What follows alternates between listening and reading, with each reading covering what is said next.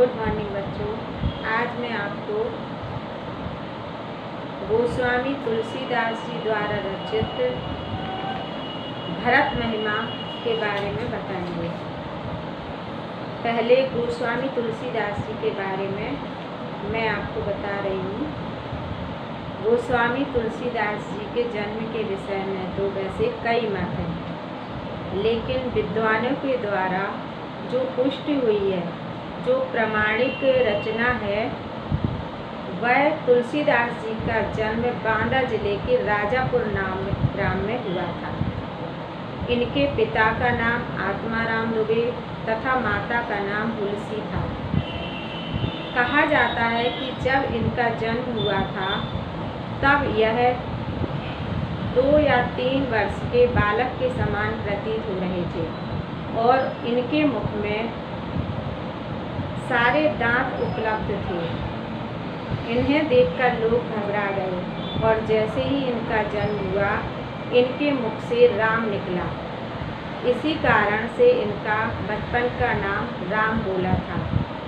मूल नक्षत्र में जन्म होने के कारण इनके माता पिता ने इनका परित्याग कर दिया था और जब ये छोटे ही थे तभी इनकी भेंट इनके गुरु से हुई, बाबा नरहरिदास से, जिन्होंने इन्हें गुरु दीक्षा दी एवं धर्मशास्त्रों का ज्ञान करवाया।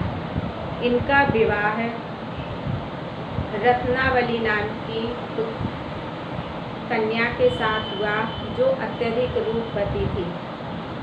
वह अपनी पत्नी पर इतने आसक्त थे कि उसके बिना नहीं रह पाते थे और रत्नावली बहुत ही योग्य थी। जब उसने समझा कि ये हमारे ही रूप सौंदर्य में खोए रहते हैं और ईश्वर के प्रति इनकी कोई आस्था नहीं है, जबकि देवताओं ने रत्नावली को संकेत किया था कि इनका जन्म एक विशेष ईश्वरीय कार्य के लिए हुआ है, तब रत्नावली ने इन्हें फटकारते हुए कहा। एक बार रत्नावली इनको बिना बताए अपने मायके चली गई और जब इन्हें पता चला तो ये उनके पास रात्रि के समय ही पहुंच गए। रत्नावली ने इन्हें धिक्कारते हुए कहा कि आपको हाड़ मांस के शरीर से प्रेम करते हुए जरा भी लाज नहीं आती है और मेरे आते ही आप मेरे पीछे पीछे दौड़ कर आ गए। अगर इतनी ही भक्ति, इतनी ही आसक्ति और इससे कम ही आसक्ति अगर प्रभु में हो जाए, ईश्वर में हो जाए, तो हमारा उद्धार हो जाएगा। यह सुनकर के तुलसीदास जी का हृदय परिवर्तित हो गया और वो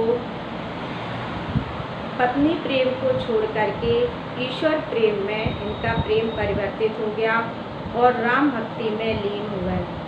और फिर इन्होंने एक ऐसे विश्व प्रसिद्ध ग्रंथ की रचना की जो जनमानस के हृदय को पवित्र करता है। उस ग्रंथ का नाम है रामचरितमानस। इसके अतिरिक्त इन्होंने 12 और रचनाओं की रचना की, जिसमें विनय पत्रिका, गीतावली, दोहावली, रामलला नेचू, बनवय रामायण, श्री कृष्ण गीतावली, जानकी मंगल, पार्वती मंगल आदि। ये सभी ब्रज भाषा में लिखी गई हैं, लेकिन रामचरितमानस अवधी भाषा में लिखी है। रामचरितमानस एक पारिवारिक कहानी है। इसमें लोक मंगल की भावना को दर्शाया गया है, ऊंच नीच की भावना का विरोध किया गया है। जैसे कि श्री रामचंद्र जी केवट को गले से लगाते हैं और भीलनी के बेर खाते हैं, तो इस प्रकार से इसमें ऊंच नीच का विरोध किया गया है। भाई भाई के प्रति प्रेम को दर्शाया गया है और पिता और पुत्र के प्रति प्रेम को दर्शाया गया है। इसी कारण से ये आज घर घर में रामचरितमानस का पाठ किया जाता है और स्मरण किया जाता है, और जब भी कोई समस्या आती है तो उस समस्या का हल भी इस पुस्तक में मिलता है। रामचरितमानस में दोहा चौपाई छंद का प्रयोग किया गया है और तुलसीदास जी की मृत्यु 1623 ईस्वी में हो गई थी।